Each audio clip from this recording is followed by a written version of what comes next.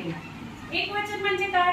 तर ज्या नामावरून एकाच वस्तूचा बोध होतो त्याला एकवचन म्हणतात आणि ज्या नामावरून अनेक वस्तूंचा बोध होतो त्याला अनेकवचन म्हणतात। एकवचन आणि अनेकवचन हे करत असताना काही वेळेला एकवचन आणि अनेकवचन करत असताना घर, घरे, झाड, झाडे, पान, पाने, फूल, फुले असे शब्द होतात, परंतु काही नामांचं एकवचनी आणि अनेकवचनी रूप हे एकच राहते।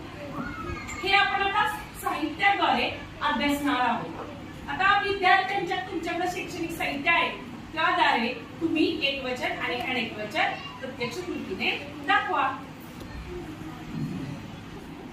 एक दशक माळ आणि एक दशक माळा, एक पेन्सिल आणि एक पेन्सिली, एक टोपी आणि एक टोप्या, एक कांडी आणि एक